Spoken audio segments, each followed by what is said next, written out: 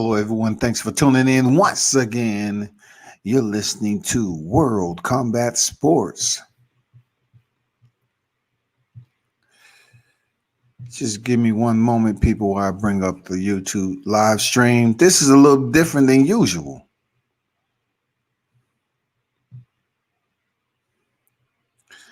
This is one of my passions in life.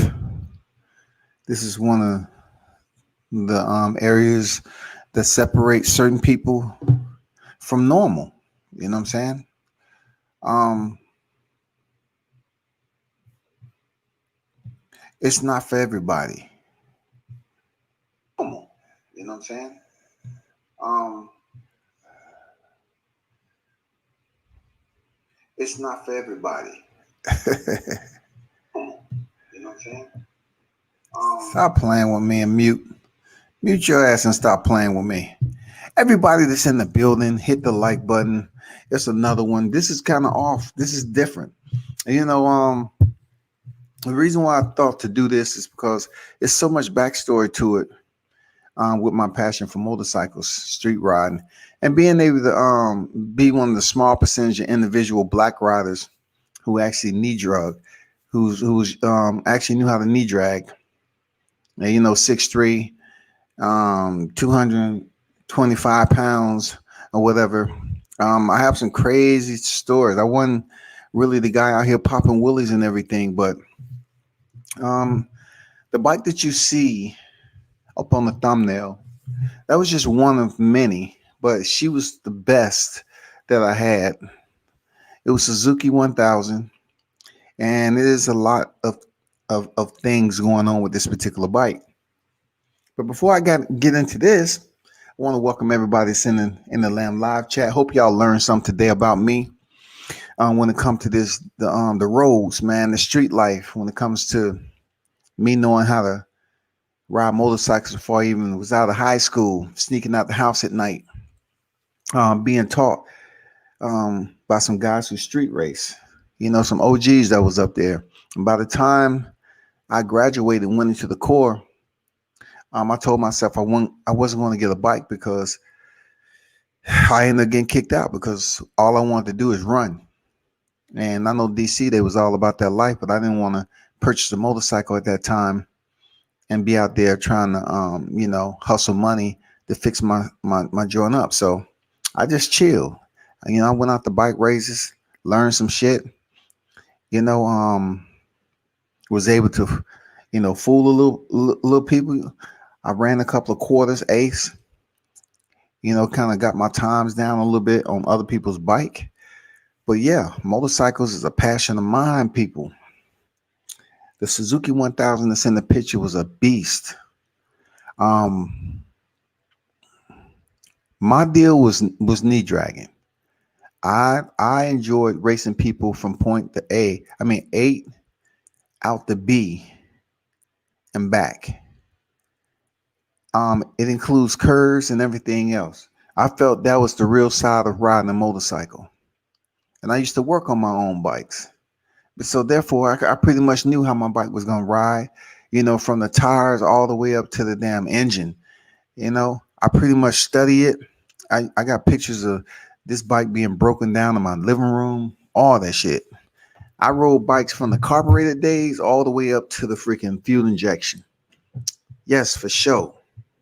But today is something special.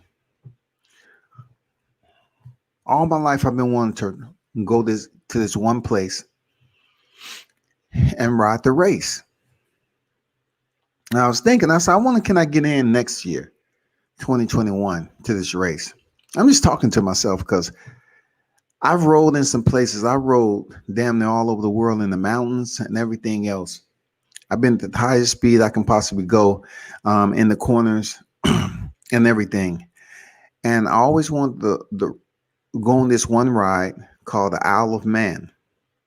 And I'm going to share screen with you so you can check it out for yourself. It is an absolute one of the most dangerous races. It's more so you ride through a residential area on a 2-lane road. And it's just like, you'll be riding to work every day. But you have to navigate through this roadway that they have set up strictly for racing on certain times of the year. They'll pick about 14 days out of a year at this month. And the qualified riders, they get checked up and everything. You have your bikes and you go for it. Now, people have died on this race. People have lost their lives on this race. Real talk. And you're saying to yourself, well, they supposed to. It's a race, but it's not that type of race. This is an intervals race, and you get timed on intervals. It's not all for one for all. They do let certain group of bikes out to run from the start to the finish, but you have intervals for which you're graded, which based off time. That's always been a race I want to go. Now, I'm not saying right now I'll make it out of that race. More than likely I won't. But it's been a place that I always wanted to enjoy and think about rolling into and not knocking it off the bucket list. You know what I'm saying? If I can go to the Isle of Man and run. I mean, my style of riding is exactly cut out for that. It's exactly cut out for that. My style of riding is exactly cut out for that. No extended swing arms, no nothing. Built street bike, stock reinforced swing arm. You have the race suspension, a lot of things. You adjust the foot pegs for the height, the comfortability of your height, and everything else. Let's go into a little things of what makes a pretty decent street bike, but yet it's a race bike. First of all, you need to understand how your bike operates. Okay. What's the plan for your bike? Are you going to be riding around just for show? You want to get up on you for a little bit. You want to get out when you want to. You might just need to make a minute change to the sprocket. And then, it depends on if you want to change the clutch out or not. And, make sure you run some good gas in there. You don't have to do anything drastic. You know what I'm saying? Especially you want to get the right bike with the amount of power. But if you did indeed purchase that, make the right investment, all you have to do is change out that rear sprocket.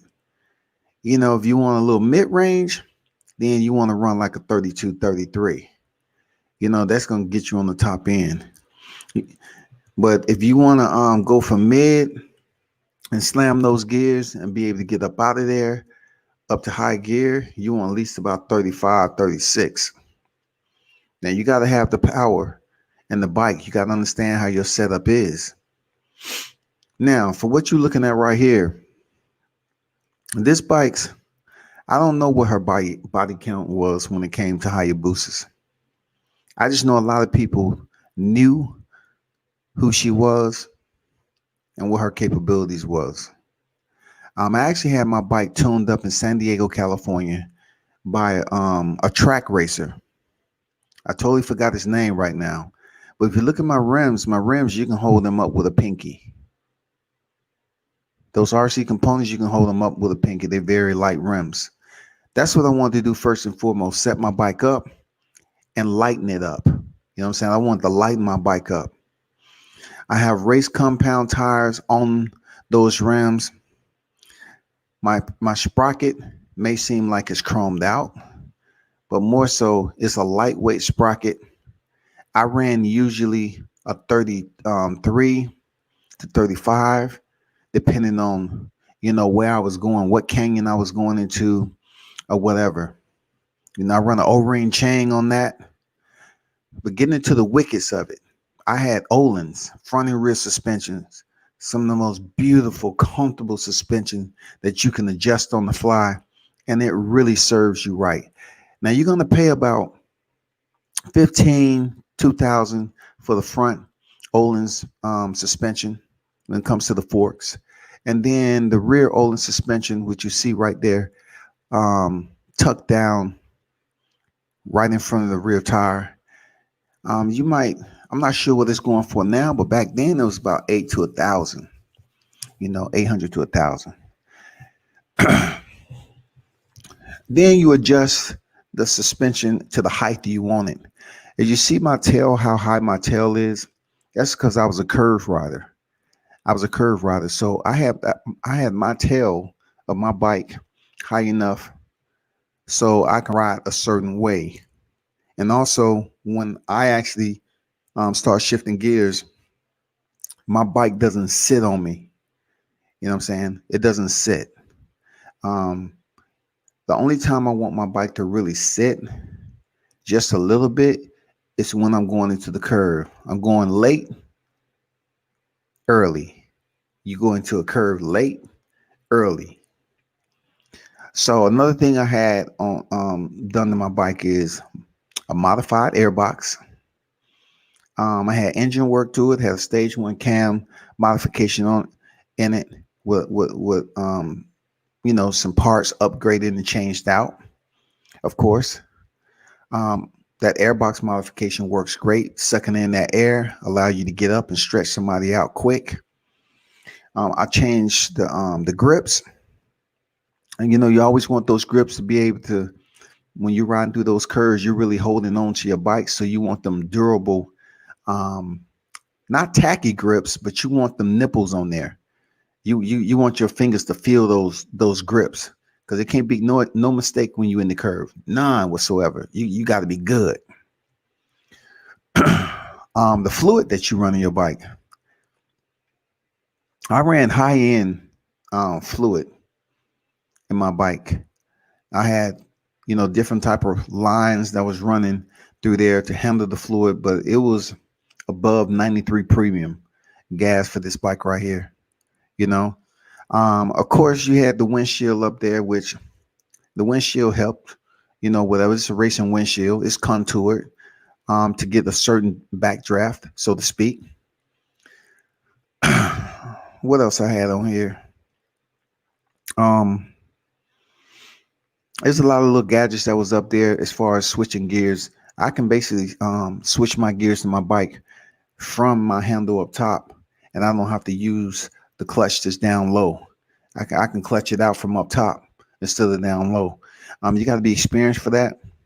You have to know how that works. When to let off the gas and hit it. Don't let off too much. That's how you lose races. And know how to switch through gears. Um, the good thing about this motorcycle right here was it was my second 1,000. My first 1,000 I totaled. I totaled it, and I was lucky to make it out alive. I totaled it, and I got banged up real bad. And I actually bought this one right here, brand spanking new, and not a look. It didn't even have a mile. It didn't even have nothing. It was zeroed out. I had it special ordered. This was a European model that came faster than American models. I was absolutely stoked. I was like, hell yeah. I got one of these models right here. People was dreaming to get one of these models. I had that special order, came to me, and I started working on it. You know, first thing I got was the lightweight rims. Shit, and I started putting it together. Start getting in it. Now, I want to dispel some of the myths, but I want you to see the race I'm talking about. I would like to try to run this race next year. I don't think it's gonna happen, but I know some people that have a team that's in this race, and I would definitely not like to run it before I'm off this earth for real. But let me show you what I'm talking about. This is one of the most beautiful areas of motorcycle racing. It takes me back to the mountains. Man, I was a night rider. I used to love racing at nights because of the dangers of it. I used to go out practicing knee dragging in the mountains um, to just practice my setup of the curves and everything. Sometimes you ride the line, sometimes you don't. You just good. You know what the fuck you want to do.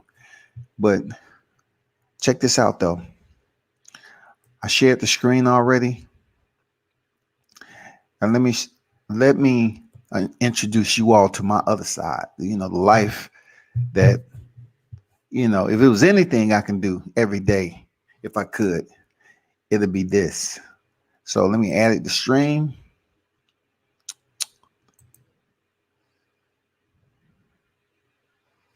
Take this motorcycle down from here. So let me get you pumping right quick. Boom. This is the Isle of Man. Beautiful place. Let me know how many black men you see up here.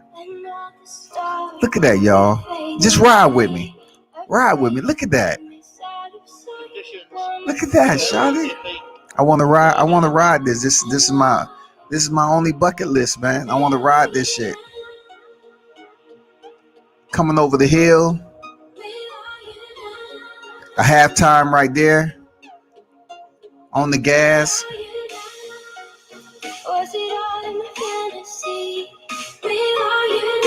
You just don't know how good that feels. Cut them corners easy. Tread, hey, trim them hedges on the way by. Riding through the shade like that too.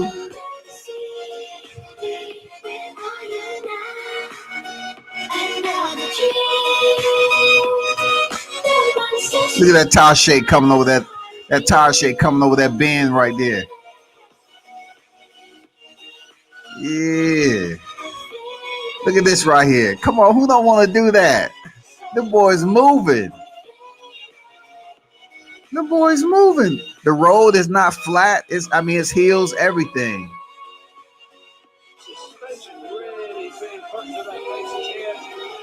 The boys are moving.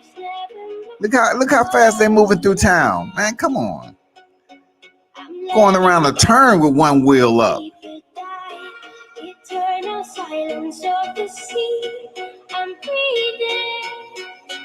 That's what I know right there. That's what I know.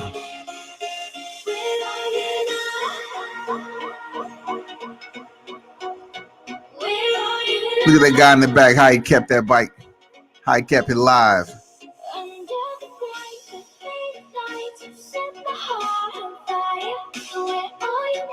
I'm telling you, this is like heaven. This is heaven.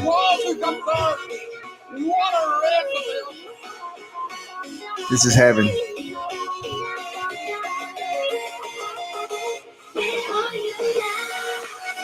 Just one. I just want to go there once. I just want to ride that course once, dog. I just want to ride that course once. I want to ride that course once, man. That's all it's going to take. Look at that turn coming up. Late, early. Look at those turns, man. Yeah. Yeah, talk to him. No brake light. No brake light.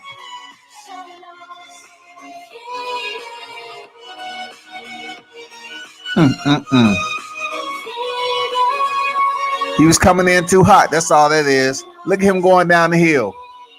Hey, that happens. The bike total, it don't make a difference to them. But that happens though. Died.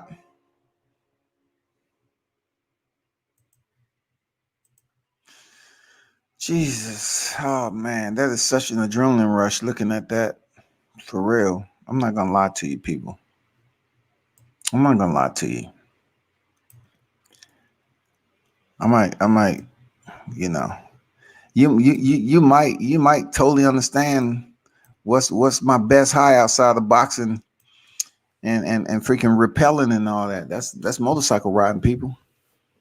I know a lot of people don't even think about motorcycle riding. They see it in the city and wheelie popping and all that. It's really different than that when I'm telling you my mentality. What you just seen right there is what I like. I like the straights with the curves, the bends, dips. It's like a rodeo, goddamn. You got to stay on there and you got to control it. And you're going so fast, man. When you lay that bike down in the corner, you lay her down, and you're looking through the turn, man. That knee touched down. You keep on rolling back on the throttle. You see what it's straightening up. You straighten it up. You goddamn. If you know the road real good, you pop it down again, roll back on the throttle. The tire come up, get out, then hit that short straight. Look forward. You see a turn coming up. You don't necessarily have to hit the brakes according to your experience. You just pop. The then front brake just pop, pop, never hold them. Look, lean, accelerate. And you going through a turn. I'm telling you, you're going through a turn like 80 plus miles per hour. You know, that knee puck is just sliding through there like ice. You know, your camera, your head in there, your helmet, you hear the only thing about the motorcycle. That's it.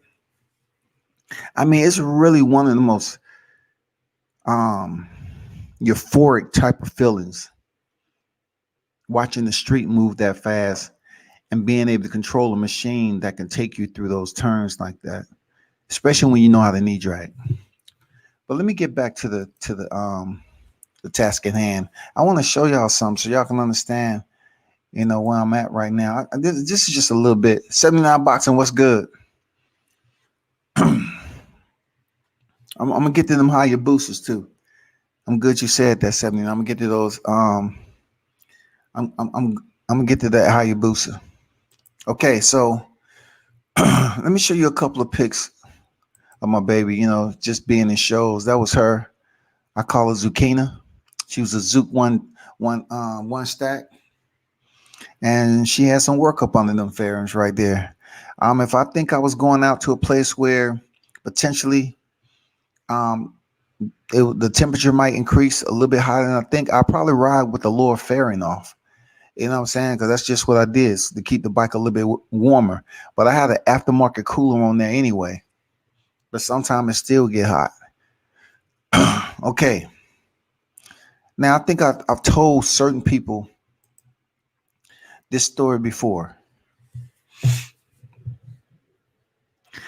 For a long time, I was in several spots, but when I was active duty, for a long time riding bikes, I was the only black man that was out here knee dragging, right? So I used to run up, and there was another. I think it was two white guys that was in the Air Force. They came out. They knew how to knee drag. Of course, they grew up riding dirt bikes and all that. I never grew up riding dirt bikes. I learned this shit just from riding motorcycles, and then I started riding around these curves, and I started like really being one with the curve. I said, man, I was reading all these motorcycle books. I said, I mean, I know I can drag this motherfucker. I know I can. So I was just playing around, and then you're like, okay, you got to get the right form to go through the curve, so that knee, it's not easy touching that knee down and feeling comfortable with being off your bike like that. So when I think I was like 20, might have been 21. I'm not sure. 21. I think I'm 21. I think I learned how to drag knee for the first time. And it was on the street. I kept going backing up and down this street, man. And I put a can on my knee, and I end up keep working it, remediating, burning gas. No, it might have been older than that. I might have been older than that. But anyway, the first time I knee drag with a can and a knee drag with a puck was in two different areas. Knee dragging with a puck, I learned in Japan. Absolutely. That's why this picture that you see right here is me going through a turn called Ishikawa. And I was the only brother up here knee dragging. It was Japanese who didn't think for 1 second I was coming up there to do anything but watch them. And they were sadly mistaken. So I met so many Japanese friends going up here knee dragging a big ass 1100. That's an 1100cc, the carbureted ones, y'all. That is a heavy bike. I used to run that goddamn thing down to them turns. I wasn't bullshitting around. And the Japanese said, oi there now. Hi. They was so happy. You want to go riding? They let me in their group to go ride, man. I went from riding in the back. They let me all the way up front to lead certain times. And that don't happen in the group of Japanese. I'm serious, y'all. They don't let you lead, because in order for you to lead, you got to know. You got to have that cojones to lead. What, 12, 15 guys is on your ass, and we're going the same speed? It's no braking. It's no fucking braking. Hell no. So let me show you. Those of you that's talking about Hayabusa. Now, a lot of brothers I ran into that I tried to explain about knee dragging, they couldn't get it done. And I told them, I said, I can knee drag damn near any street bike you want me to drag. And they brought me out the Hayabusa, right? My boy brought out his Hayabusa. I said, bro, I can do figure eights in this Hayabusa, easy. And they're just thinking about the CC size, the big engine size. No, it's much more to that. So let me show you this right here. This is me on a 1300. You can look on the tail. This is the 1300 Hayabusa. I just threw my knee pucks on there with some duct tape, so I won't have to put my leathers on. But look how low I got that bike in the parking lot. That is a flat parking lot, no bend, no dip. And I got, it was a learning experience for them, because I'm saying, hey, you just got to have a little bit of cojones to get used to a bike this big leaning over like that. You got to know how to hit the throttle and then rise up, slide back up in the seat, boom, hit that right hand turn, throttle back, take that turn, boom. It's time to go back on that 8, go back around, hit the turn. You got to keep practicing. Now it's a lot difficult from what I'm saying, but yeah, that's 1300 cc booster right there. This is another one. This is the front view. You know what I'm saying? The booster look all huge and bulky, but when you know how to ride it, you know how to ride it, people. It just got to take remediation and form to get out here and ride these bikes through the curve like that. And yes, a booster can be drugged through the curve. A Hayabusa can be drugged through the curve. But for me, 1000 was my preference of bike. I had it set up strictly for the streets. So that's why you see the high tail. I had mine set up like the GP Pro racers, you know? So, where's the other one? Where is the other one? Okay. And check this out, for instance. This was only a bit of the mountains. This is just like only a short slice that we just to go. This is so far. Look, when I tell you I'm so far from base right now, I am so far from base in these mountains. If you look back in the background, base is somewhere over there. But me and the Japanese and a couple of Americans just go on a ride, man, and we go up in the mountains. Yes, Japan has mountains, and we used to run, so we didn't really worry about a car coming down on the other side. So that's why we was tucked in. We was tucked in on the inside, and just get some riding time in. You try to go through faster and faster every time. And so this guy on the back, this guy behind me, this me on the front on my 1100 Zook, as we call him, as I call him, Suzuki, but I call him Zooks. He's on a Honda 600, no, a Honda 900, a Honda 900, and he's like 6'4". So it was very easy for him to knee drag. Me and him had some fun going in there because I didn't have to worry about him getting left behind or anything. And we used to just run these damn mountains like this, up and down, up and down, up and down, getting faster, getting faster. So when we hit the street going home, it was crazy. It was death. Them speeds was death. I'm telling you, them speeds we used to roll was death. I'm not even thinking about what could happen if actually I'm rolling. It's tunnel vision. It's just like biker boys tell you. I can leave this spot right here and they say, okay, we going home. Everybody got gas? Are we good? Because once we get down to the bottom, it's on. And you'll be around with a group of like 25, 30 people sometime that can ride. And when they say it's on when you get there, boom, you make that right. You out. All of us riding together in line. If we had drones back then, that would have been beautiful footage to get us when we ride through this mountain right here from turn to turn. But I can say through it all, man, practicing full leathers, meeting people, most of the time I was out there, man, I never seen brothers knee dragging. I don't know why. I seen the white riders. They was out there dragging. Maybe like maybe 4 or 5 of them. Some of the white riders that's out there dragging. Only a couple of them was fast though.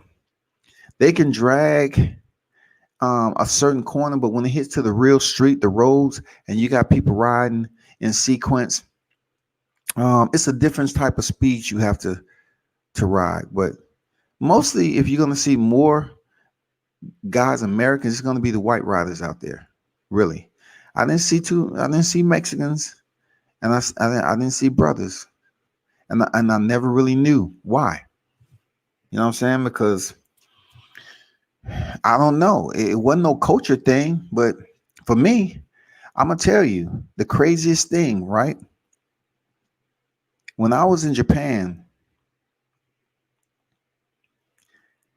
these people on base from different bases in Japan know who I was because of the riding, but I never rode with anybody. I always rode by myself. You know what I'm saying? I rode by myself because I really didn't want to be responsible for nobody trying to kill themselves keeping up with me. And plus, when I get to a certain point, when I'm rolling out, when I get to a certain point, a certain perimeter up there where I really start to ride out because it's number curves. I give somebody who's with me a brief. I say, just take your time, be cool, be patient. Make sure you pay attention. Whatever you do, don't hit your rear brake. Use your front brake. Pay attention to everything. These Japanese drive slow. Pay attention. Just because you see a car pull out in front of you doesn't mean you have to hit and slam the brakes. You will die. The worst thing you can do is slam on your brakes. You will die. You will go up under somebody's car and get ran over. Assess, posture up, lock your arms out, and assess the area and attempt to use your front brake to slow down as much as possible. I used to tell these cats that. Seriously, I thought it was extremely important.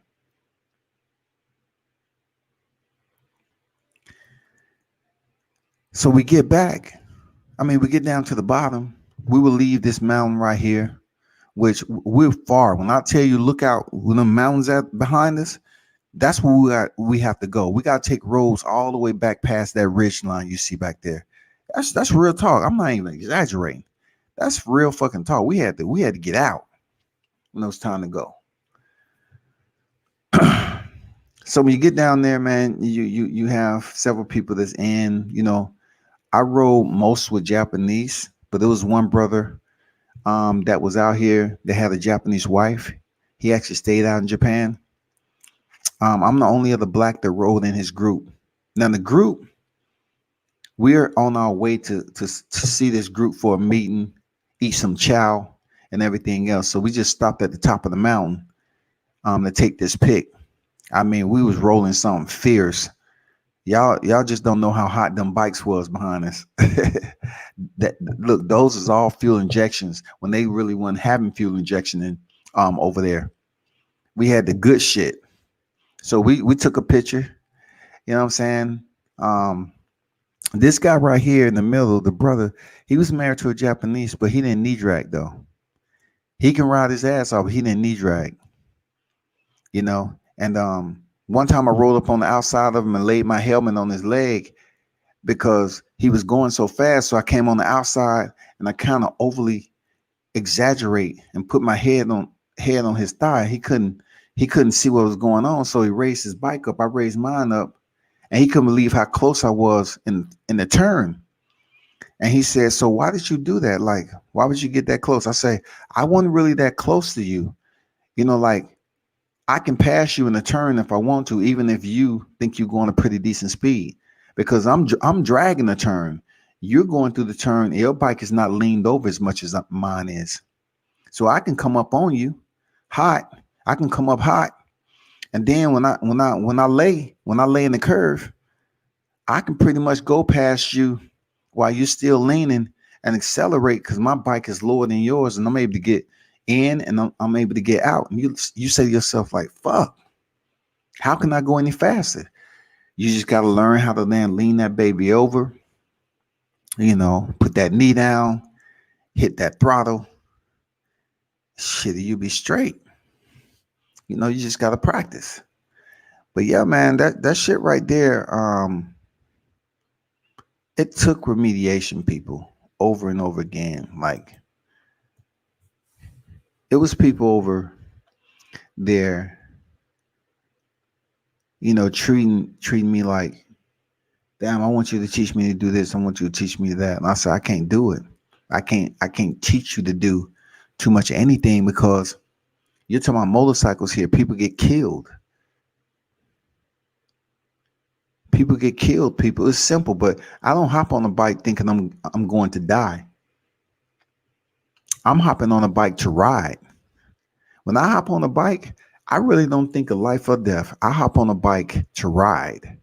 Ride is within my limitations as possible. But the only thing, everybody's depth of limitation is different. My depth of limitation was far beyond a lot of people because I used to ride at night.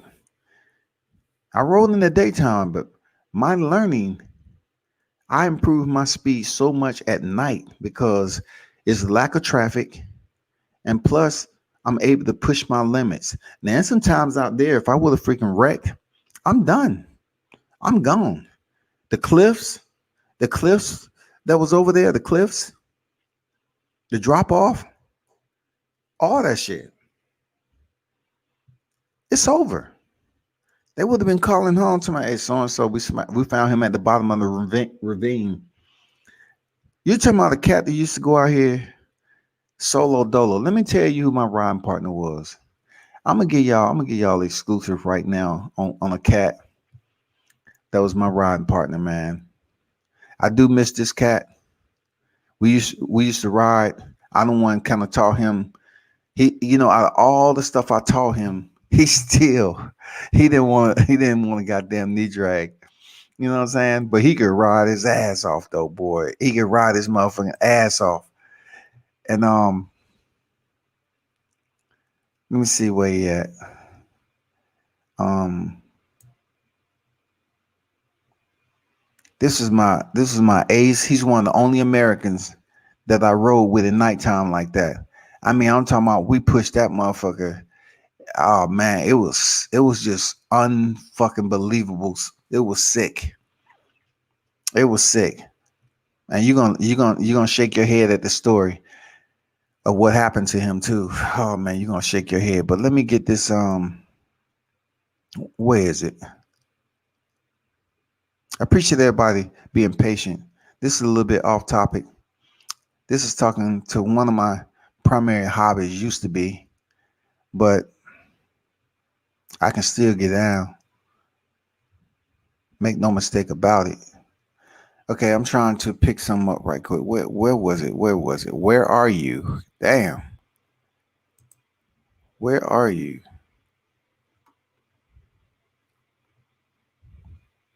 Cannot believe this.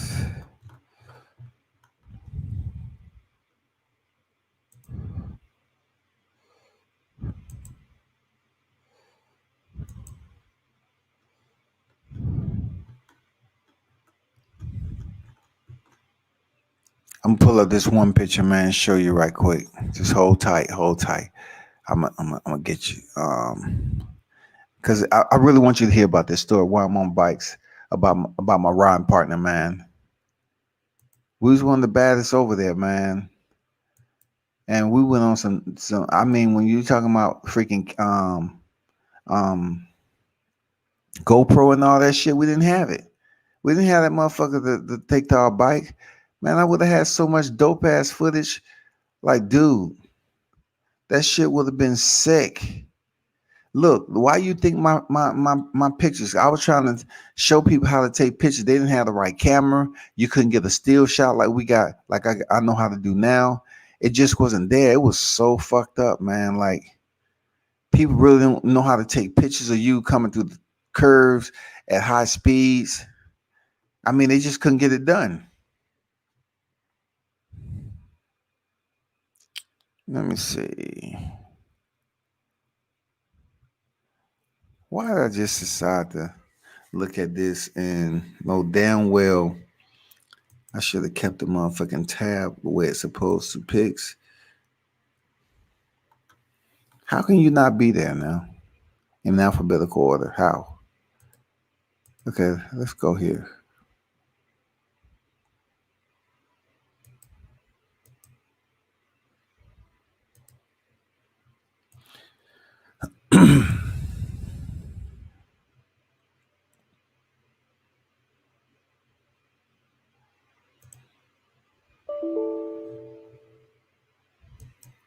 Did I take something out? It might not even be on here. Let me see. I'm gonna try this right quick. This is a damn good story, y'all. Y'all hold on. This is the damn good. I want to show you somebody, man.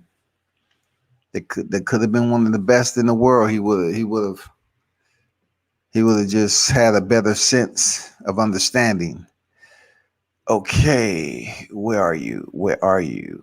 Okay.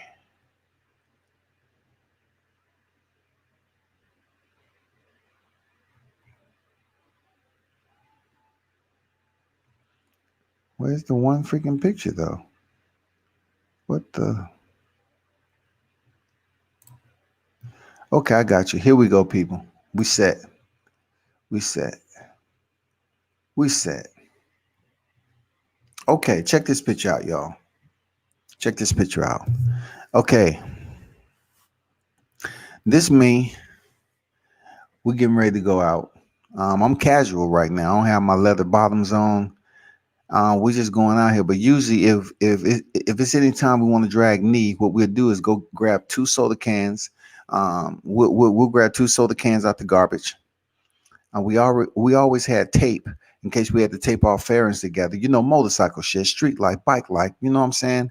So we had tape. We'll take the tape, crush the can, and put the can right on the outside of each knee, at the top of the calf area, and tape it together. That's if we wanted to play around, especially at nighttime because it leaves sparks and shit like that. But anyway, I just got on basic shit. I got on mostly material shit right now. A cloth shirt, jeans, and for those of you that may ride, jeans will come off your goddamn body when you wreck. Make no mistake, they ain't shit. Jeans ain't nothing. I always tell somebody, if you about to ride out and you're looking to get busy just a little bit, wear some leather bottoms at least. But anyway, the cat that's in your frame, it's a white guy, right? That has a green vest on. That was one of my riding partners to no end. Like the shit we used to do on the road, we used to ride in tandem. I'm talking about way above 160. And we used to be riding in the dark, headlights only, and we on the throttle. And he was the only person that I could ride with at that distance it was safe, and we pretty much knew each other's riding ability. Now, when I was riding with him, I didn't knee drag too much because we was just riding out at high speed, to get curve time in and all that.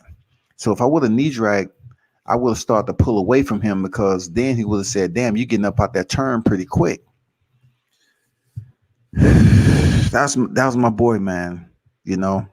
I saluted him for all the times we was able to ride. But this what happened to him. The guy with the green Kawasaki 1200. And I knee dragged his shit too. And he was like all amazed, like, God damn, this big ass bike can be knee dragged. He left base and he had a twin brother look just like him. Couldn't ride a fucking lick. How did that happen? How can you be a twin and you can't ride? So his brother left, man. It was a sad moment. I ain't gonna lie. He left. Good kid.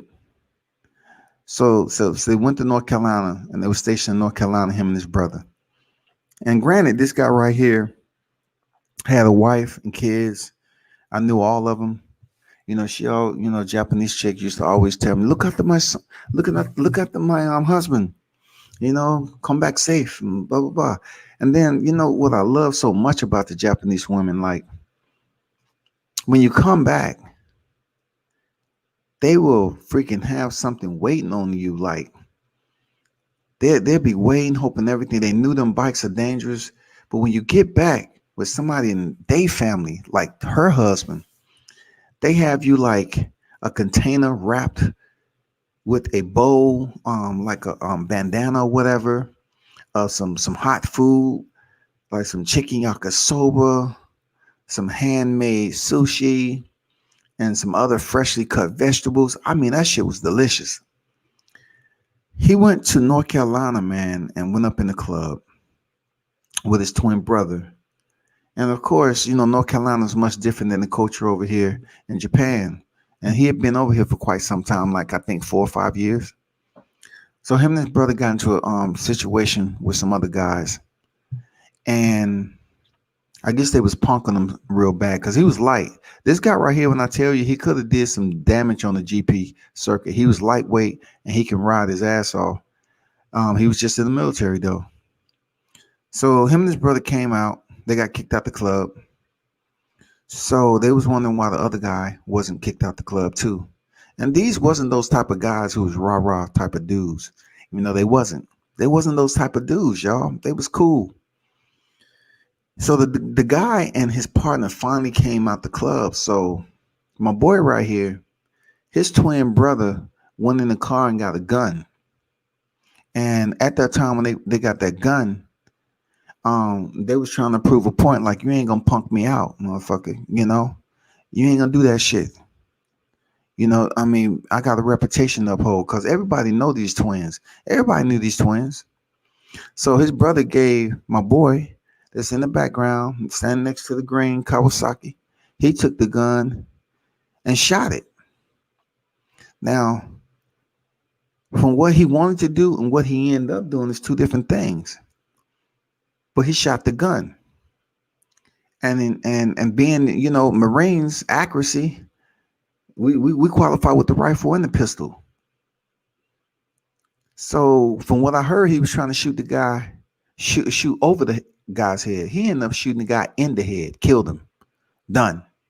Career over. Life is over. My boy's locked up. His brother, two twins are locked up. His brother was locked up for brandishing a weapon, and he was locked up for shooting the dude in the head. He went to prison. When I heard that, I was like, man, I was hurt. I was like, I can't believe that shit happened. I can't believe you let somebody get to you like that. You had such great potential, man. To do something. I mean, we was gonna link up and start getting real heavy into this bike business once we got back to the States. But yeah, he shot the dude in the head, man, and ended up going to prison. Kicked out of the Marine Corps. Him and his brother both went to prison. They both went to prison, to be honest. Let me get to some of these comments in here. I lost a bike club buddy running his booster. He lost control and went off the interstate in the curve, hitting the advertisement sign pole. Ooh. Yeah, I'm gonna tell you, 79 boxing. When you hit those advertisement signs, like any signs that have like directions, this exit sign and so forth.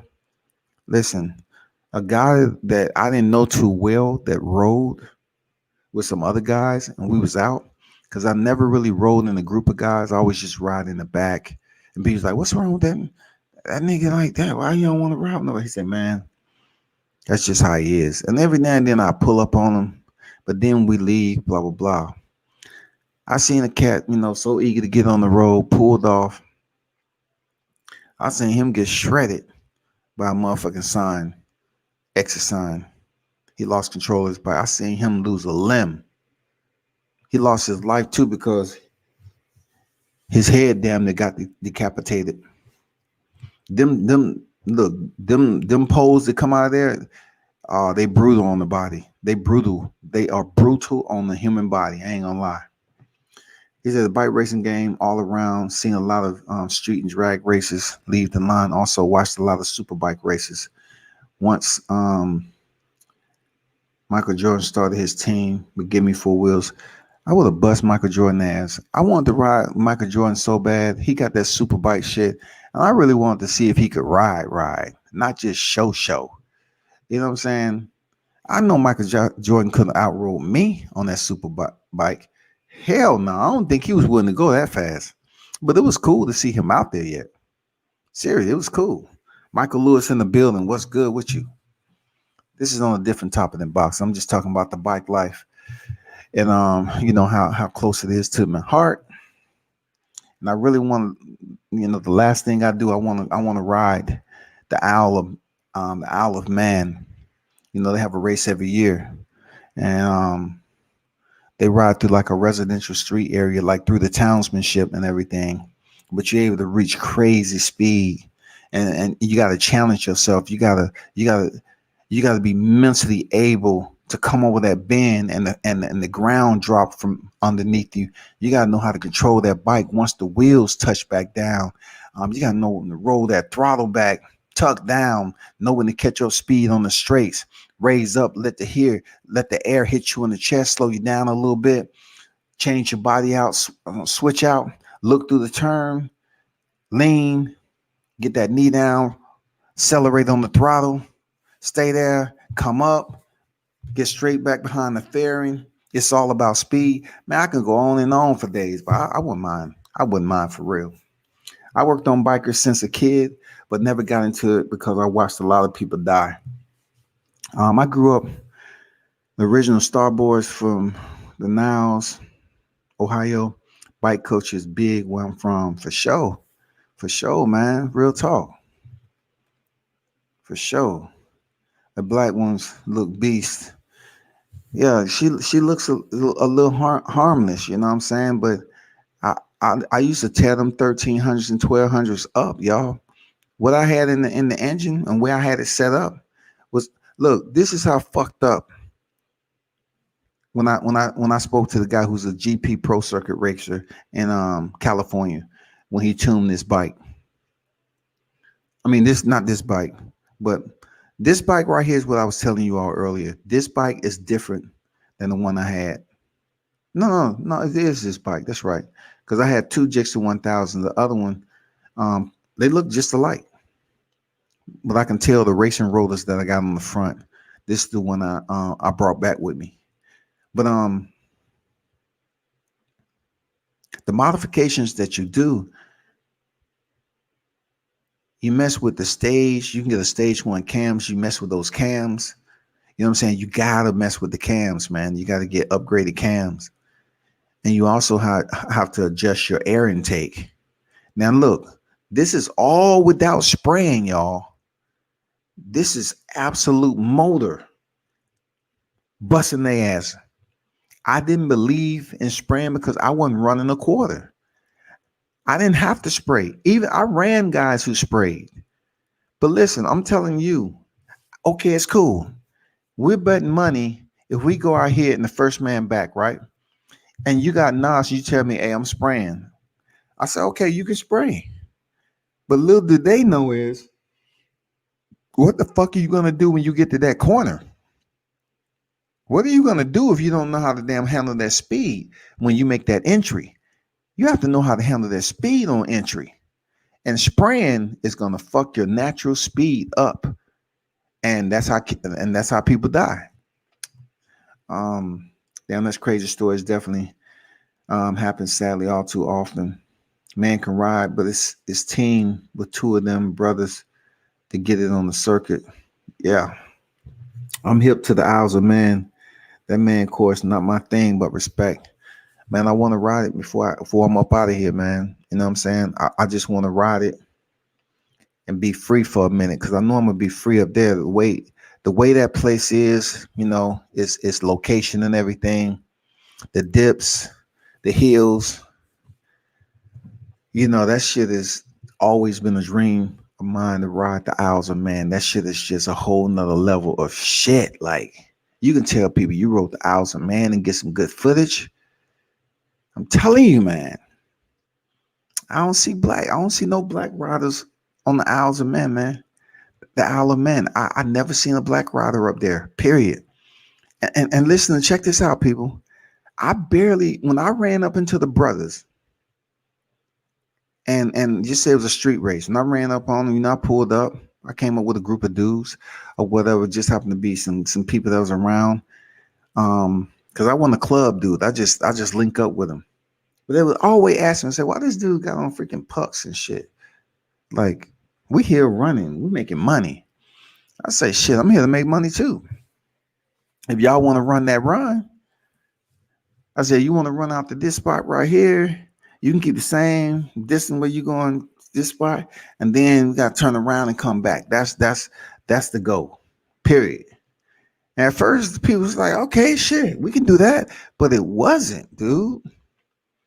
You can take off fast all you fucking want. I'm gonna be on that ass. I'm gonna be right there when your brake light blow up, when you gotta make that first turn, and then you're gonna play catch up. Believe me, I'm not gonna be close enough for you to play catch up. But anyway, airbox modification, stage cams. You gotta have a different stage 1, stage 2. Different things happen. You got to make sure you have a cooling system for your bike. To keep the true speed that you want, to keep that consistent speed. You have to make sure you have the top of the line brake rotors. I mean, not the most expensive, but you need. Listen, when I laid that baby down in the curb with them brake rotors on there, and I just tap, and she's like, okay, baby, I feel you. I'm like, cool. Hit the throttle, no hesitation, no lag in the throttle. Aftermarket clutch. Come on, man. Synthetic oil. I got a full one running from the heads to the back out of exhaust.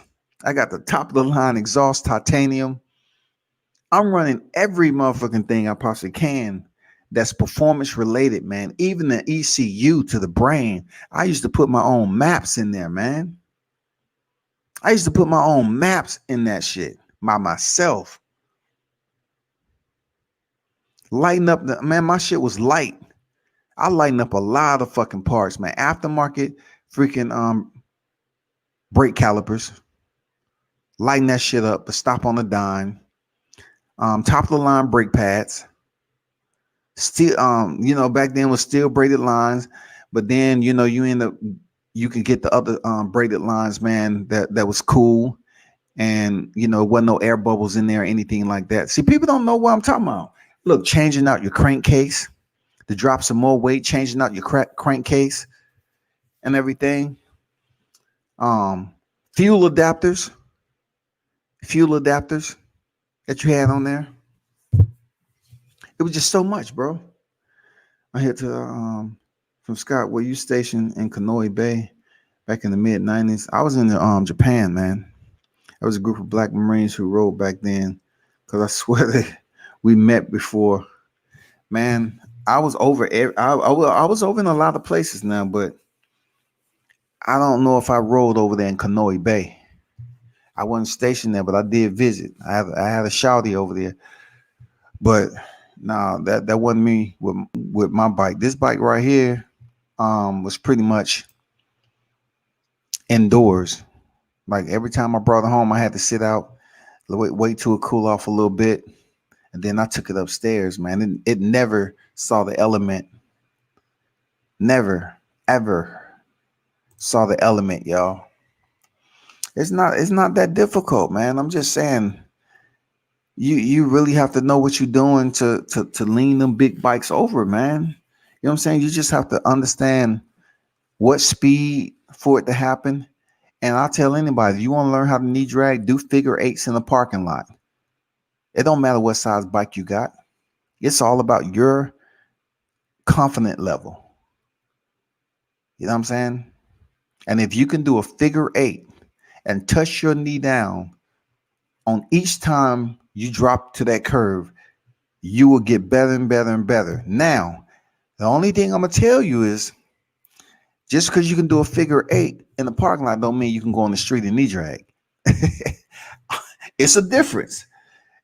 And let me ask you, why is it a difference? Why? Because you are rolling at different speeds than you would in the parking lot. You're rolling in a different speed. You know what I'm saying? You're rolling in a different speed, man. See, them leathers, those leathers I have on right there, full one piece suit. When I wear one piece suit, that means we about to get with it for a long time. That means we're in the mountains right there. Look at the backdrop. We're in the mountains right there. Look at the knee pucks. Look at my left leg, the knee pucks. The motherfucker shaved down, dog. We wasn't playing. Look at everybody in the group. One piece leathers, no half piece, one piece. My boy on the left, Stagori, man, I remember when I first rode with him, I was like, damn, this motherfucker on the 250, two stroke. This motherfucker rolling out. And then I got to the point where I was on his ass. I'll be on his ass. He told me, he said, uh, you fast enough now. You want to leave? And then he said, see, can you leave? I say, see, can I leave? And he said, no, see, can you leave? So he wanted to see, can I leave him? So I'm looking, I say, okay. I look at his bike. I say, you riding a 250 because some of these Japanese like 250s. And he said, okay. See, can I leave? So I said, the best way that I think I could leave him is my exit out the curve. If I get in the curve quick enough, he's gonna get in with me, but he doesn't have that quick. That quick thunders, to get those horses running quick out the hole. Like they have a short gear pattern, but it's not as powerful as the bigger bikes like the 1000. They can stay on you for a little bit, but you have to keep on moving and moving and moving, going in a turn early, late. You got to really power through those turns where they can only go so fast on the 250. These Japanese used to love 250s, dog. And that bike was the shit. But yeah, he was one of my good partners, man. I wonder what he's doing now. He's probably got down, probably still riding bikes, man. That dude was a fool.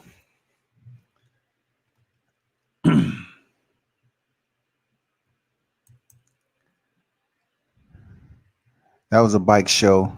I used to take my bike to bike shows because I had a lot of cool stuff that people didn't even understand what I had. They just say, "Oh man." This is the story I always used to get people. "Oh man, that's a nice Gixxer 1000 right there. That's nice." But my friend has a 1300. I say, "Okay, real cool, we good." My friend has a 1200. All right, cool. That's what's up. And the conversation is fine until they say, um, the boosters, they're considered the faster bike. You know what I'm saying? I say the faster bike, what? Out off the showroom floor or faster bike out your conversation? Oh, they're the faster bike. I said, ain't no booster. Look, unless I check him out and he got some shit I got, he ain't rolling out on me. Oh, yeah. He got a pipe on it. I love when people say he got a pipe. Oh, he got a pipe on it. I say, dude, I hope he got a pipe. I hope he got a pipe on that bike because you're gonna need it. You know what I'm saying? Else your bike ain't going nowhere. Yeah, he got a pipe on there, man. He's riding with so and so, some other cats. And his bike is pretty fast, man. He's the fastest in the group. I say, yeah, he usually the fastest in the group because you riding in a group of guys who got 750s, 600s. You know what I'm saying? That's what they do. They want to be the fastest dude in the group so they can lead and shit. But with me, I ain't riding groups. When I pulled up on that ass, though, and you give me the nod, and you want to do like a roll on, you want to attempt to do a roll on, I can't tell you my body count when it comes to boosters. I can't tell you my body count. I ain't bragging. I can't tell you my body count because I know my sprocket set up perfectly. I knew my sprocket, the basic shit, the sprocket. Forget all the other enhancements to the engine. I knew my sprocket. I knew what gears I had to go to. Because when you're doing a roll on, you have to throw your bike down in gear. You have to have that damn aftermarket clutch. You have to have that air intake. You have to have a whole lot of other things that's going to give you right immediate aggression. Get out. You throw that shit down a gear and roll back that throttle, it should be absolutely no lag, zero lag. When you roll back a little bit, your RPM should go up. Ain't no playing out there on them streets, man. I had people asking me like, "Damn, I heard you're the brother who knee drag." So everything was cool until I went to motherfucking California. These motherfuckers are nosy.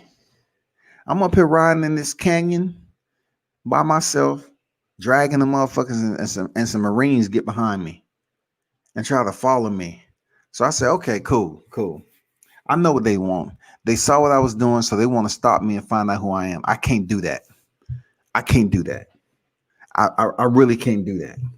So they're trying their best to catch up with me. They found out that was just a failed mission. So they call themselves looking at my bike, seeing me on base. So one time I'm on base and they see it, and the car follows me into the exchange and said, "Sir, can we take a minute?" I said, "Cool, what's up?" He say, "Your bike. I think you're the one to be over there in that canyon over there riding, right?"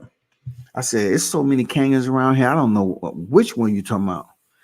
He said, "But you got the same helmet and everything. They got to be you." I said, "It doesn't. A lot of people got the same shits. But what you want to know?"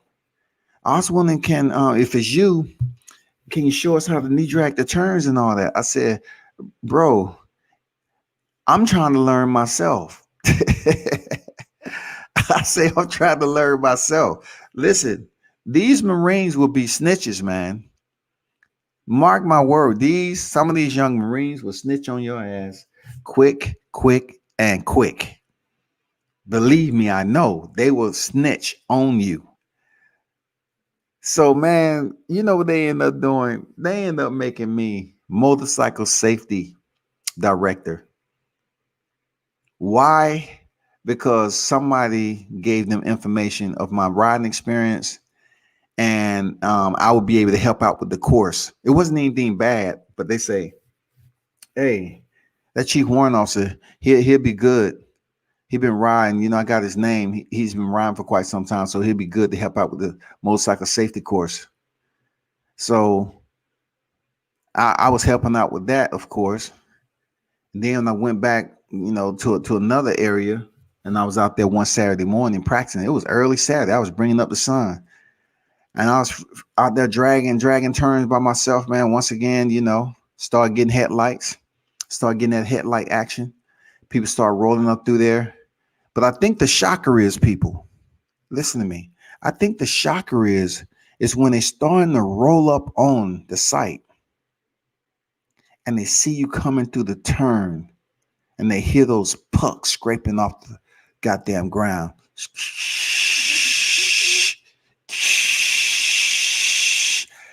And they pop the visor up and say, "Oh shit, that's so cool." And then you got damn, now you've been up here, because I used to practice before it gets crowded.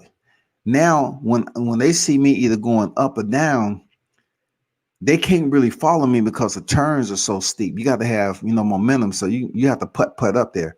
If I was going down or up, that was my last turn. I go to another spot. They'll be waiting for me to come back down. I know that. I know they would wait for me to come back down. But this time I was going down, man. I was dragging the knee downhill, which is quite dangerous. You gotta know what the fuck you're doing, dragging knee downhill. And I left the scene. So of course I turn around, I see one bike coming out and my same direction. So of course, I got that engine. I'm out. But That shit was. I'm like, I'm keeping it short. Like, I didn't even get into the point of how many people I lost. I don't really get in the bikes talking about the deaths, but it's a lot of souls, man, that reflect all the time. I just have so many people that died. You'll be at work and you heard so and so died.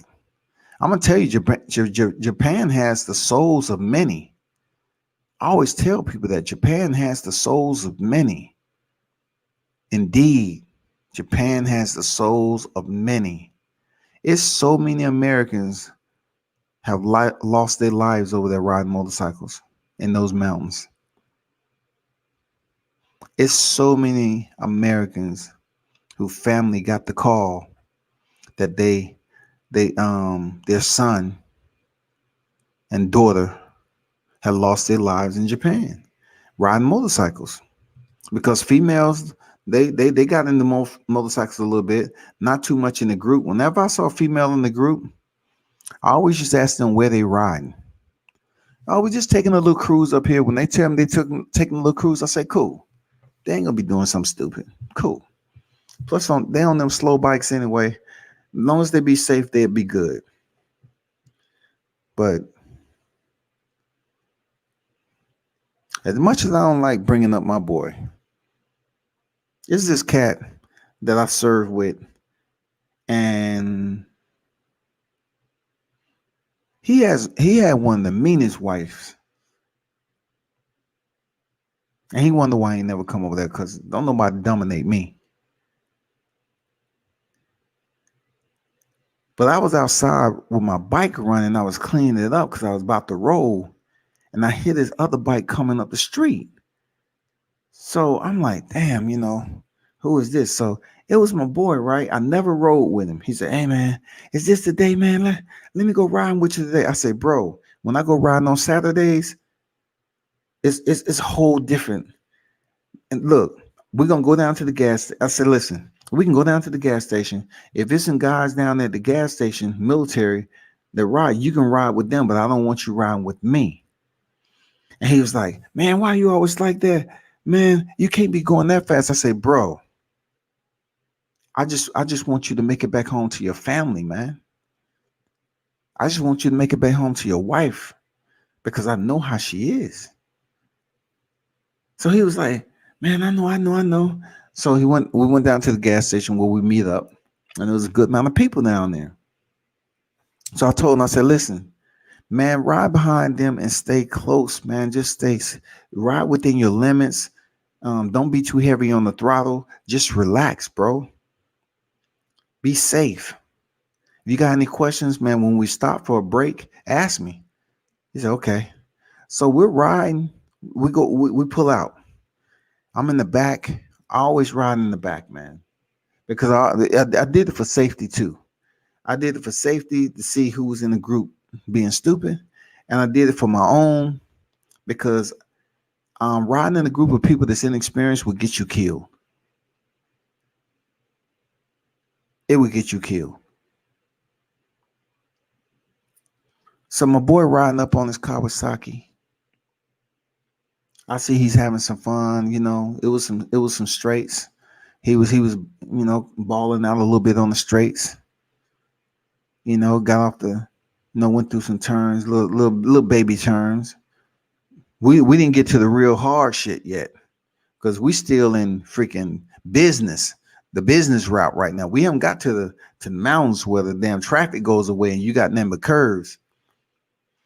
So this guy, we stop at the red light and I pull up on him. I say, hey, check this out.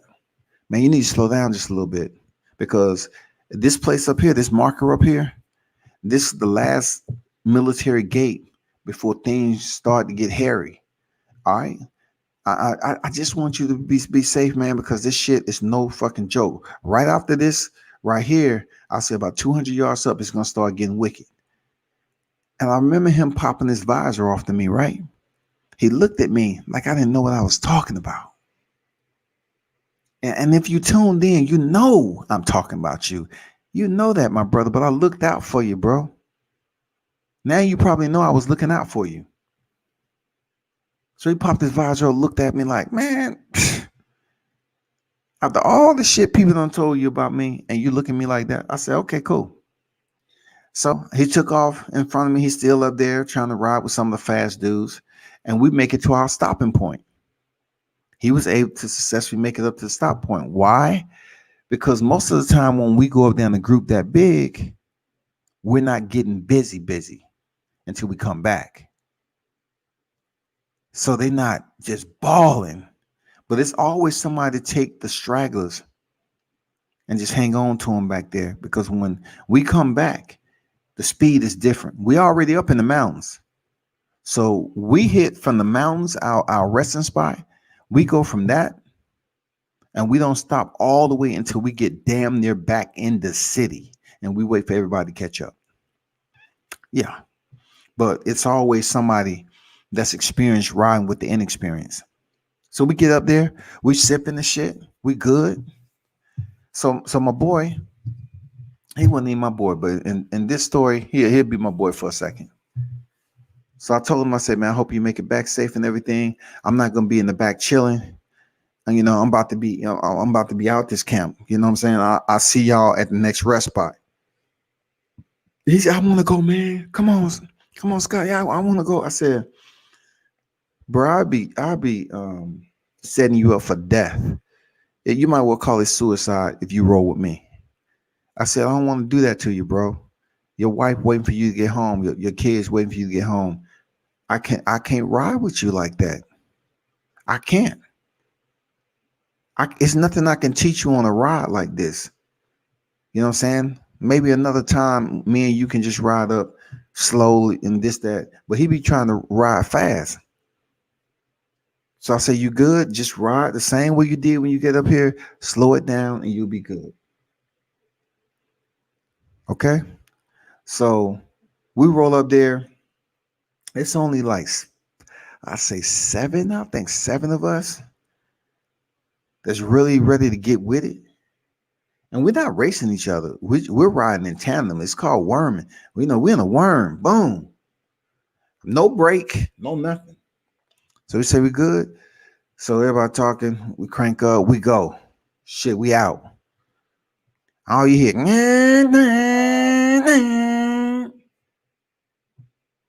So we gone. All you see is curve this, curve here. We out. So we get to the stop point. We have this bridge that I mentioned before, like when he was playing around on, because it's a straight bridge and you can get some pretty decent speed on. So we get there in short time, man. It was like rolling. It was a hot day too. We get to the bridge. We're doing some stand-up willies. Let me see. Did I put my stand-up willies? Did I even give you that? Did I give you my stand-up willie?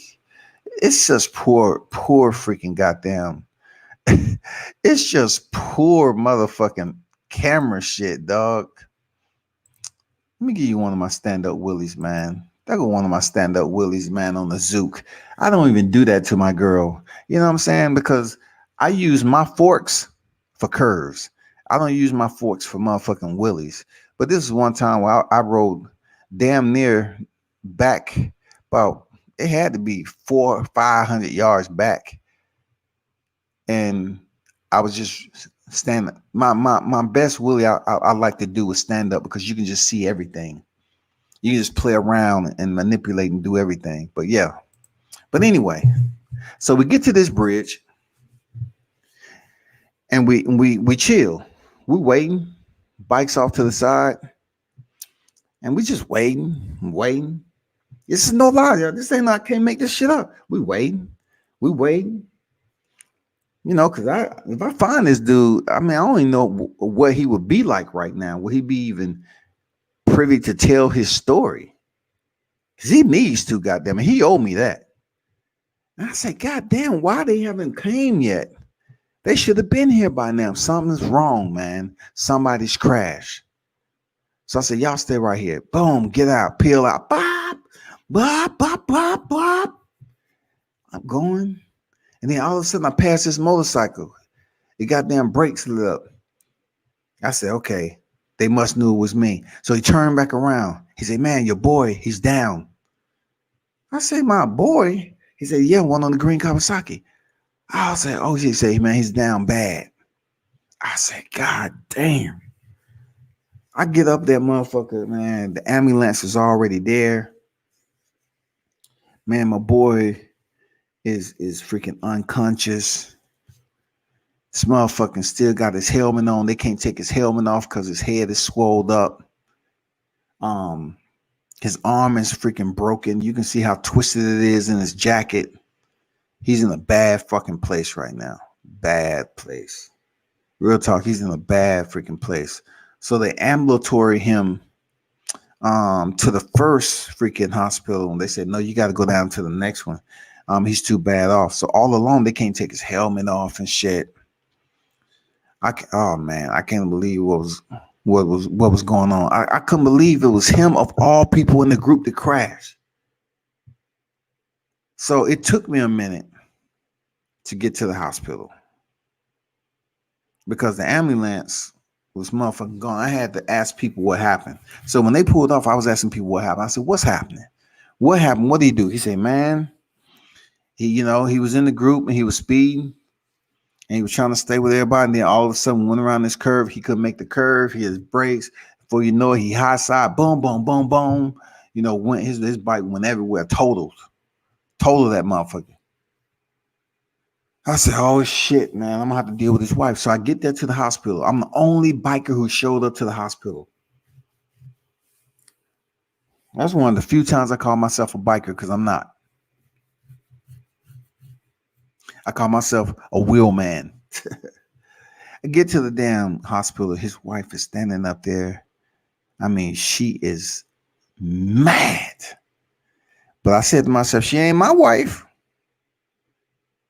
But I am, feeling some type of way about her husband right now to see if he's okay. So I went to her, I said, hey, how you doing? How's he doing? We don't know yet. They're working on it right now. And she said, where's everybody else at? I said, listen, out of respect, I said, why do we need everybody else for? I said, I'm here. I'm the only one new about the group. I'm here. She said, because he wrecked. And I said, so you looking for everybody else besides just worrying about what's going on inside the surgery? I said, that's pointless. These cats don't know you. They don't know your husband. They don't know none of that shit. So they didn't show up because they didn't want too much to deal with when they start asking questions. I'll answer the questions. Because of course the military police came over there and took a statement. According to who he is, you got some military police that's freaking bike haters. Motherfucker always want to hate on people who ride bikes. So she's, going back and forth with me. I can't believe you didn't protect him. I said, I wasn't there to protect him. I gave a grown man guidance. He's grown just like me. I gave him guidance to take his time, relax, and everything else. So when he got out of the surgery, man,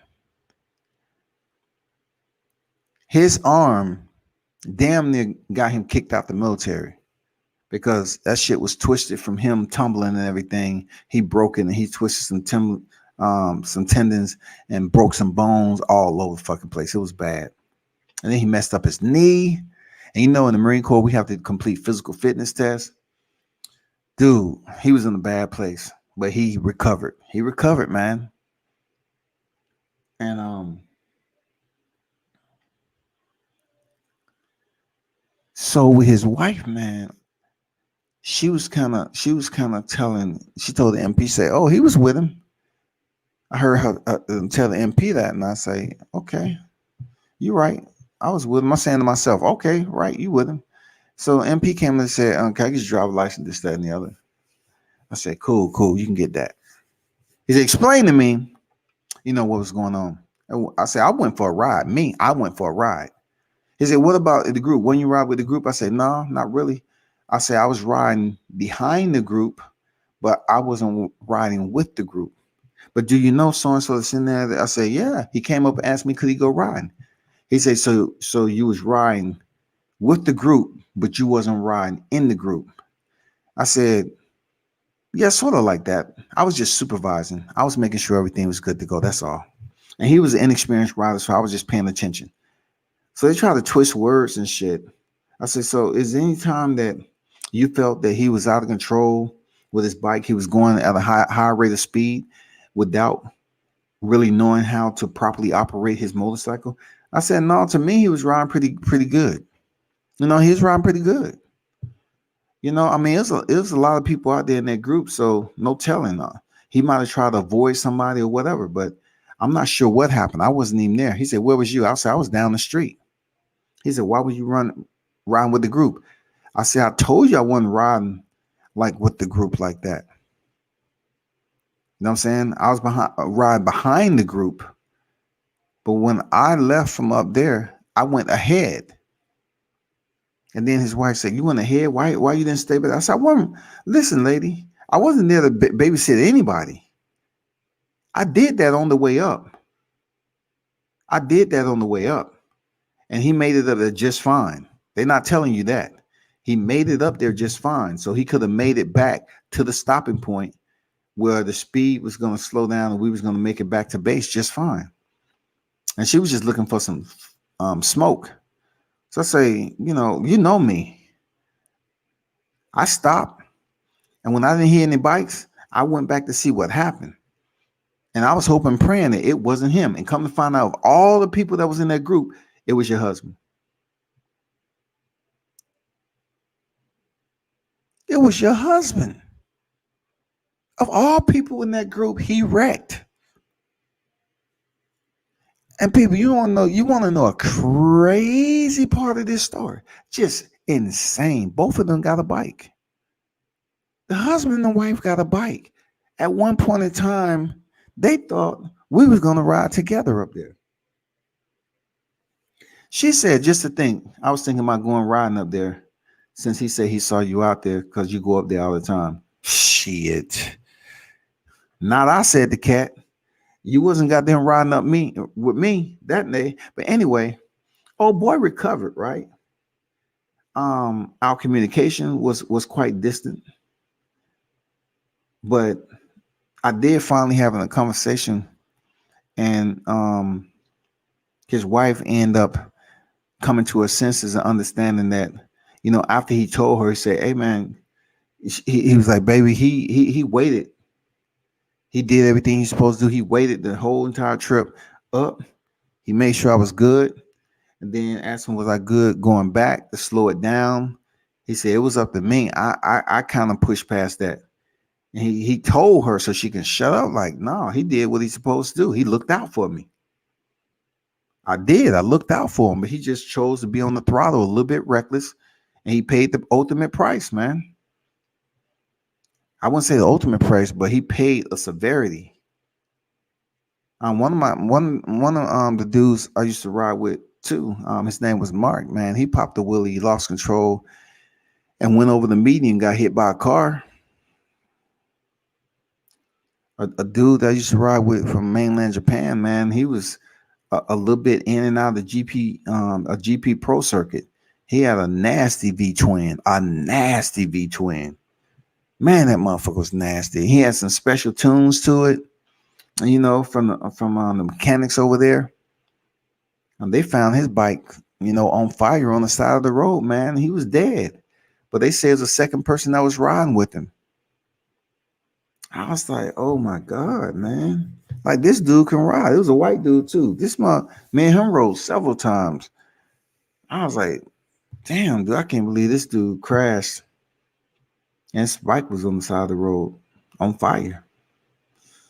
They had a guy that was riding close to base. Somehow um, he ran into something. I'm not sure what it was. I'm not sure how high speed he was going, but I think he hit a car and went over the top, and his head hit the curve, and the curve decapitated him. When he hit the curve, his head got decapitated. That was the weirdest thing ever, man. Like I still remember all the traffic. But I'm not about to get into all the depths because it was just too many over there. But Shout out to my boy Takazu, man. Man, him was real good friends. My Japanese boy. He died right in front of me, man. I mean, you talking about a fool who could ride? He kind of taught me some shit. But we was coming back from Naha, and this cat was doing a stand-up wheelie with his friend hanging off the back, scraping his helmet off the ground. And somehow a car stopped on brakes, man. And Takazu was at the top. He had the bike in the air. He hit the car. His friend came off the bike, just slid off the back.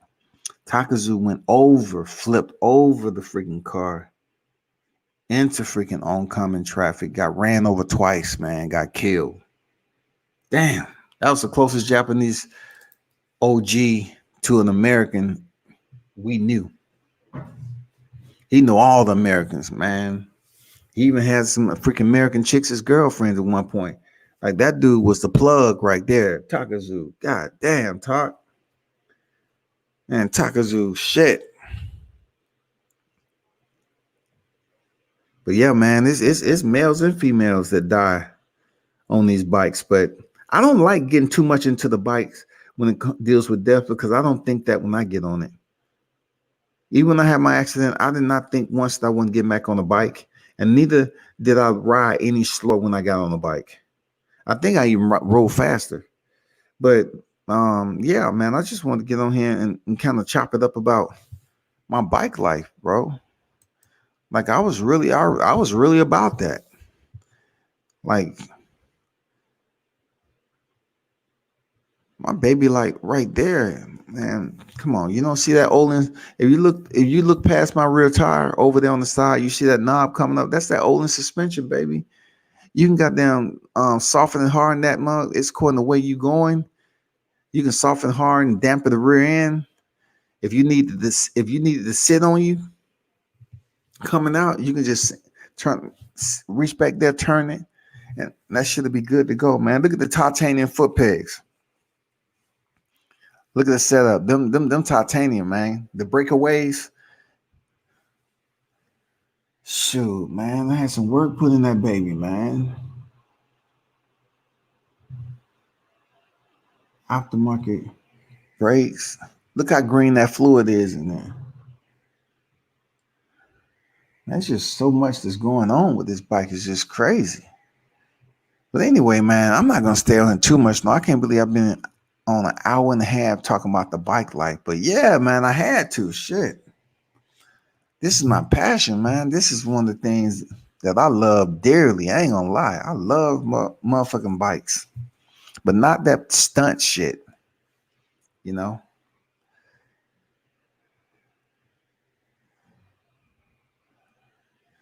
Here your brother, everyone be hating heavy. I'm glad to end up my dude made it. You feel me? Yeah, just came to support your channel and blast the likes button. Appreciate that fallback. You know what it is, man. Always appreciate you pulling up. Yeah, I just wanted to get on here and talk something different than sports because the holiday seasons where a lot of people do lose their life when it comes to bikes. Real talk, because they have more time, especially in California. They have more time. And believe me, at one point in time in California, I could have did some big things. Like I was in the streets hard with bikes. And California is a grimy spot when it comes to motorcycle racing. It's grimy. And they pull knives on you and everything else. I mean, they do some grimy shit over there, man. So you really can't roll by yourself up there trying to hustle and do that biker boy shit. You get your ass stuck. Believe me, take it from somebody who fucking know. Running the streets over here, and then before you know it, somebody recognizes you. Say, "Hey, man, if I were you, I wouldn't race him." You know. Then they say, "Well, why? Because he's trying to give you one of those races, you know, that it's gonna benefit him mostly." They said, "Why you say that?" Because he could drag. He said he puck dragging, whatever they call it in Cali. He said he puck dragging for real, a brother. Cause you ain't gonna find brothers out there that's dragging. They say, yeah, man, it ain't gonna be a fair race. You know, the way he spins it around and come back, it's a wrap, dog. It's a wrap. It's gonna be a wrap. Then when you come back and you want them to give you money, they say, "Oh man, you didn't tell us this, this, and this." And then you roll up on them and they pull blades out on you. It's a wrap, dog. You gotta think second. You gotta think B and C. Okay, I'll take this L and get on my bike and leave. You get on your bike and roll the fuck out and don't fuck with them individuals again. But guess what? You will see them again because it's a lot of places in California that run bikes. A lot. A lot, man. That's that life though, man. That's that life right there. This is my serenity, y'all. If you don't know how it feels to roll through a curve like this at good speed, I'm talking about good speed. I forgot to tell you too, it's a such thing as decrease and increase radius curves. Okay. Decrease radius is just basically a shorter turn. It's almost like a U-turn. You really have those get people killed. And then you got increased radius where the curve just lines itself out. It's a curve, but it takes further, it's just wider and wider for it to actually, make you pop the brake a little bit. You can kind of ride through most of the curve. But a decreased radius curve, it pretty much just forces you to get that lean on, look through the turn. I'm talking about look all the way to the turn. Lean that baby over and make sure you get through the turn. Cause it's like a U. And that would get you hurt. Absolutely. That would get you fucking hurt. Because the first thing they do is hit the brake, they lay it down, and then they go right up under the guardrail. I say again, don't use your back brake. If you in a turn and you feel that the bike is going to go up off the embankment or whatever, the first thing you should do is hit that front brake, posture up. Raise your body up with both hands, posture up, let that wind hit you, and try your best to slow down your bike with the front brake and then ease into the rear brake so you can squeeze both of these brakes at the same time. Now, if you headed off into the grass and you know it's a bad, you about to dump it, you need to get off your bike. Don't stay with it. Get off of it. Let that bike go. Because you stay on that bike, your medical bills just went up. You can jump off a bike. You got foot pegs. Let that bitch go. Let the tow truck come pick it up and the insurance company zip it up. You know what I'm saying? That's all I can say. But the first thing you do, front brake, and you can't slow it all the way down with the front brake, you ease into the rear because the rear brake is what get people life taken. A rear brake, if you hit it, it will slide your bike out and either you get ran over by a car or you slide off a high embankment, slide into the guardrail. Anything can happen. Just be careful. Just be careful. Well, that's been all, folks. Shit. I appreciate you stopping by, man. You know what it is. Damn. I had to goddamn give you that. I had to goddamn let you check out what I'm trying to be and check out the damn bucket list, y'all.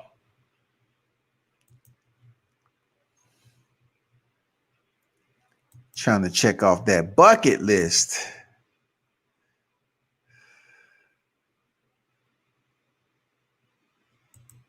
Let me see what this one is.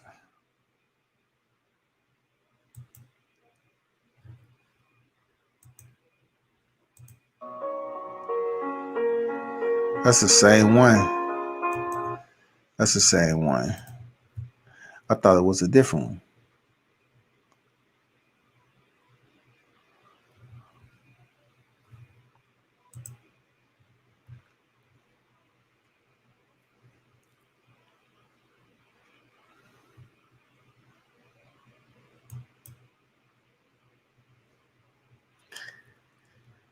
I'm gonna leave y'all with one more owl of man race. Yeah. Yeah, I gotta see what you gotta see what my mind at on this now. You gotta see what my mind is at on this. You gotta get that adrenaline going. Come on, bro. Check this one out right here though. Forget the keyboard and the screen, man. Check this out right here. Y'all don't feel me. No brakes. Look at that. They riding out, dog. Shit, they on the motherfucking gas, dog.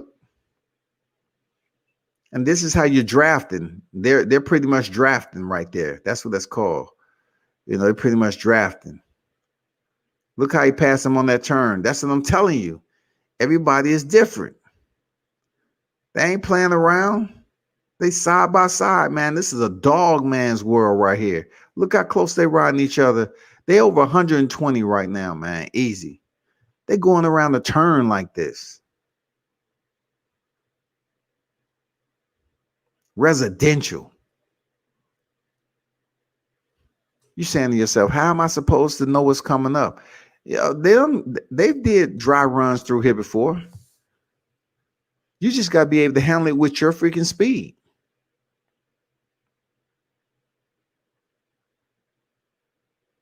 Look how he set up for that curve right there. Late early, late early. That shit is beautiful to watch, boy. It's even beautiful if you're able to ride it. Look how he's setting that knee down, going from curve to curve. Tagging in, tagging out, shouty.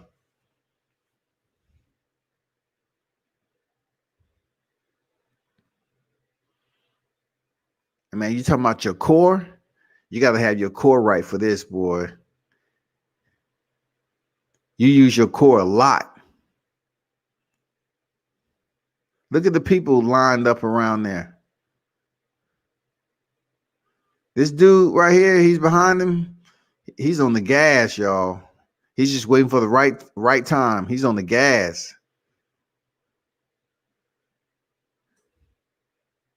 It seems like he's the faster rider, but the one up there, he has his habits. He's a good accelerator out of the pocket. Really good. Really fast through the turns too.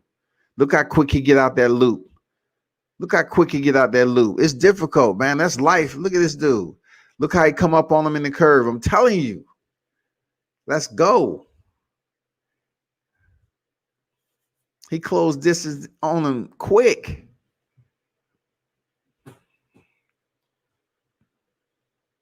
See who else up here, victim. That's a Yui. I'm telling you, man, this is like a video game you would never imagine, man. Unless you had a drone and you was able to follow these guys. Seriously, bro.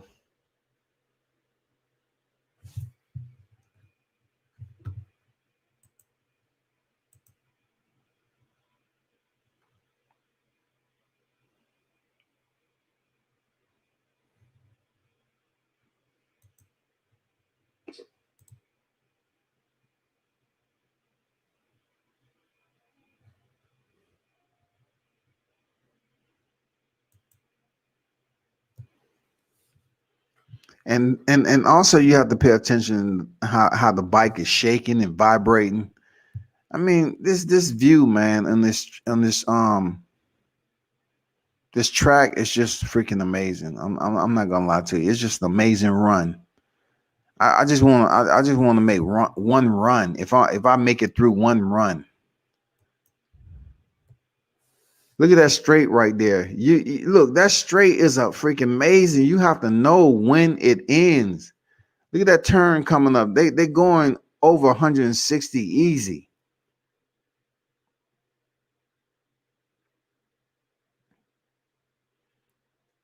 Trees, you lose control of one of those trees, your life is over.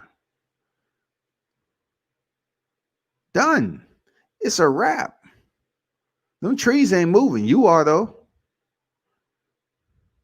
Look how quick he pushing through that.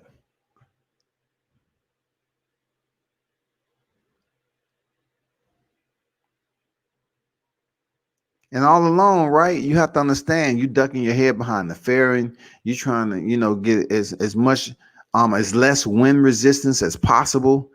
And also with you ducking behind the fairing, you have to maintain eyesight. You have to know where you're going. You have to get that visual for when that next turn is coming up. If you don't, it can be crucial for your life.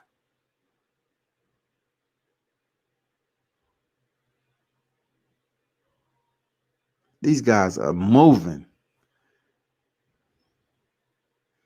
God damn, these motherfuckers are moving. Look at these gloves. Knuckle protectors. Carbon fiber knuckle protectors. Yeah.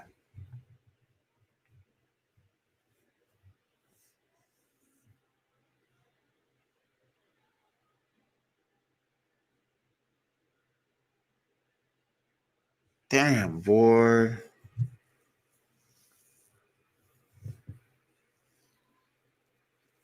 Listen, anybody step into the street with these guys going this fast, they are absolutely gone. Call Jesus. He has another one inbound because these bikes are rolling.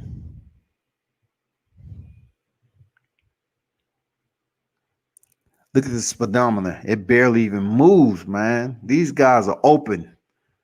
Open is when you on the throttle and you open. You're rolling. The RPMs are up. You damn near at your highest gear. And that's how you rolling. That's how you rolling through this shit. It's all about how fast you can get through these turns is going to make a difference.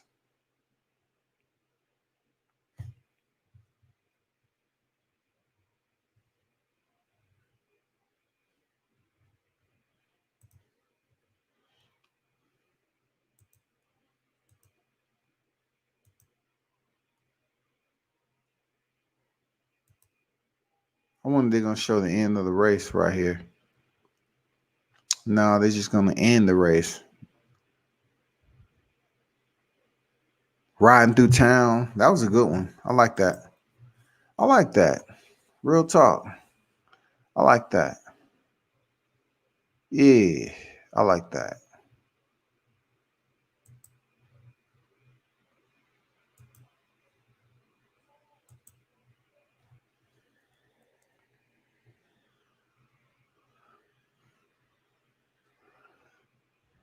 She ain't, man. She ain't my wife, goddamn it. Don't be tripping on me. It's been another hither, man. I just had to pull up with that. Talk about the bike life. Appreciate everyone who pulled up. As always, Sir Ken Fall Back. Michael Lewis in the building. King Mitch. Man, I hope y'all enjoy y'all week, man. You know what it is.